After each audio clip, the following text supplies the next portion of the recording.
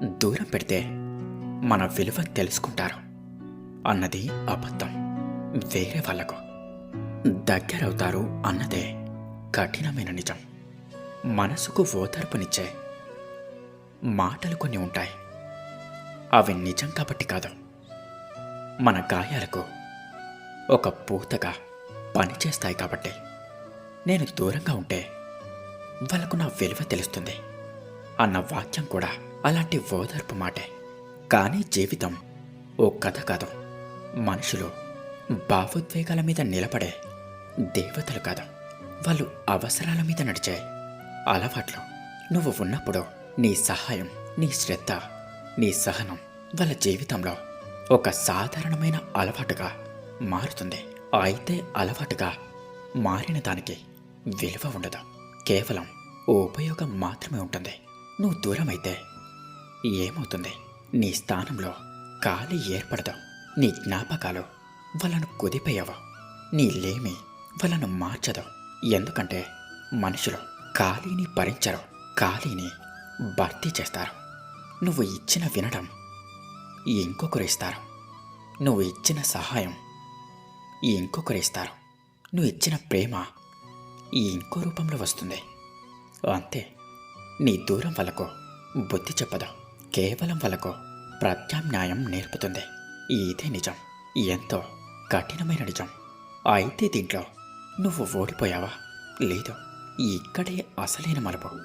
నువ్వు దూరమైంది వాళ్ళకు నీ విలువ చూపించడానికి కాదు, నీ విలువను నువ్వే గుర్తించడానికి.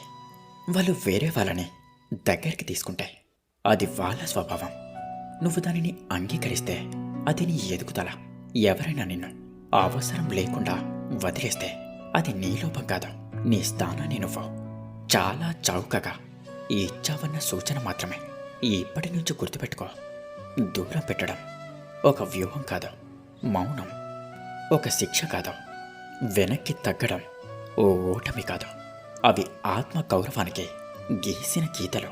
నిన్ను అర్థం చేసుకునేవాళ్ళు నువ్వు దూరమైనా దగ్గరగానే ఉంటారు. నిన్ను ఉపయోగించుకునేవాళ్ళు నువ్వు దూరమైతే వేరే దారిలోకి వెళ్తారు. అది బాధ కలిగిస్తుంది, కానీ అదే నీ నిజమైన విజయం. ఎందుకంటే నీ జీవితంలో ఎవరు ఎందుకు ఉన్నారో స్పష్టంగా చూపించే శక్తి దూరానికి మాత్రమే ఉంటుంది. నిన్ను కోల్పోయిన వాళ్ళకు నీ విలువ తెలుస్తుందని ఆశపడద్దు. నిన్ను కాపాడుకున్న నువ్వే నీ అసలైన గర్వానివి. గుర్తుంచుకో, నువ్వు దూరమయ్యాక వాళ్ళు నిన్ను గుర్తు చేసుకోకపోవడం నీ ప్రేమ తక్కువ కాబట్టి కాదు, వాళ్ళ హృదయం అంత లోతుగా ఉండకపోవడమే కారణం. కొంతమంది సంబంధాలను బంధాల్లా కాదు, సౌకర్యాల్లా చూసుకుంటారు. సౌకర్యం ఉన్నంత వరకే సన్నిహితత్వం ఉంటుంది. అది తగ్గగానే సంబంధం కూడా తగ్గిపోతుంది. అప్పుడు నువ్వు అనుకుంటావు, ఇంత చేశాను అయినా కూడా ఇలా అయిందా? అవును, ఎందుకంటే ప్రేమని ఎంత ఇచ్చామన్న దానితో కాదు, ఎవరికి ఇచ్చామన్న దానితో నిర్ణయిస్తారు. నువ్వు తప్పు వ్యక్తికి నిజాయితీనిచ్చావు, అందుకే నష్టం అనిపిస్తుంది. కానీ ఒక్క విషయాన్ని గుర్తుపెట్టుకోండి, తప్పుడు వ్యక్తికి ఇచ్చిన ప్రేమ వృధా కాదు, అది ఒక పాఠం అవుతుంది. ఇక ఆ పాఠం నిన్ను అందరికీ అన్ని తలుపులు తెరవకుండా రక్షణనిస్తుంది. ఇక నువ్వు మారుతావు. ముందులా అందరికీ అందుబాటులో ఉండవు. అందరి సమస్యలు నీ సమస్యలు కావు. అందరి మౌనానికి నీ మాటలు అవసరం ఉండవు. ఇది స్వార్థం కాదు, ఇది స్వీయ సంరక్షణ. ఇక్కడే చాలామంది తప్పుగా అర్థం చేసుకుంటారు. నువ్వు కేవలం నీ శక్తిని, నీ శాంతిని, నీ సమయాన్ని ఎవరికి ఇవ్వాలో నేర్చుకున్నావు. ముఖ్యంగా నువ్వు ఈ నిజాన్ని అర్థం చేసుకున్నావు. ప్రతి సంబంధం నిలవాల్సిందే కాదు, కొన్ని మనల్ని మరింత బలంగా తయారు చేయడానికి మధ్యలోనే ఆగిపోతాయని. ఇప్పుడెవరైనా నీ జీవితాన్ని వదిలిపోతే నువ్వు వెనక్కి లాగవు, అడగవు, విన్నపాలు చేయవు. ఎందుకంటే నువ్వు నేర్చుకున్నావు, బలవంతంగా నిలబెట్టిన సంబంధం ఎప్పటికైనా భారమే.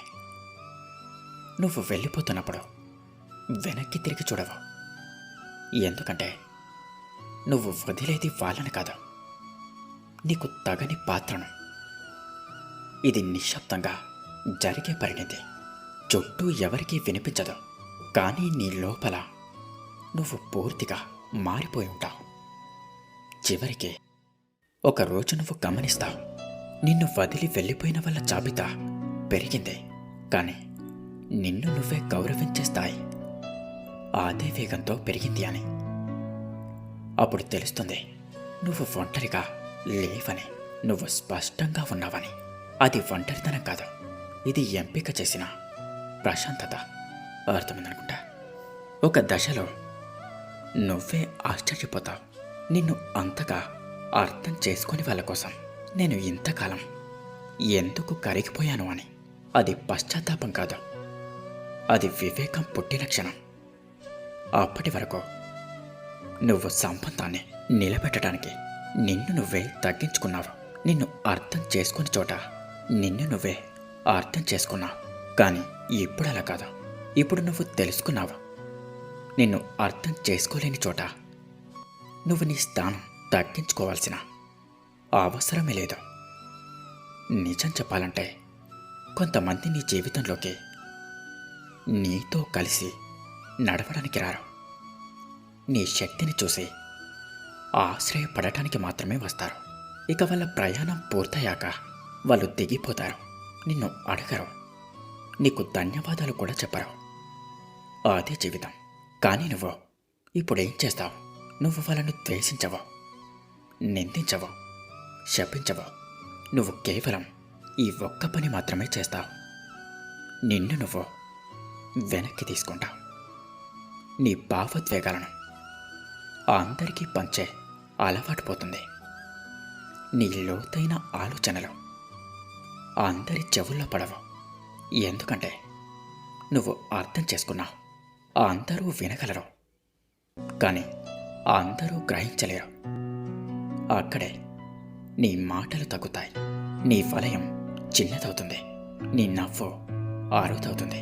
చాలామందికి ఇది మారిపోయిన మనిషిలా అనిపిస్తుంది, కానీ నిజం ఏమిటంటే నువ్వు మారలేదు. నువ్వు వడపోయబడ్డావు. అవసరం లేని భావాల నుండి బయటపడ్డావు. నిన్ను క్షీణింపజేసే బంధాలు తొలగిపోయాయి.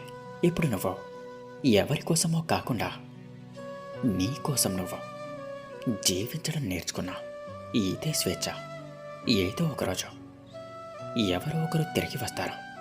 నువ్వు అప్పట్లో ఎంతో మంచివాడివి అంటూ ఉంటారు. నువ్వు నవ్వుతావు, ఎందుకంటే నువ్వు ఎప్పుడూ మంచివాడివే.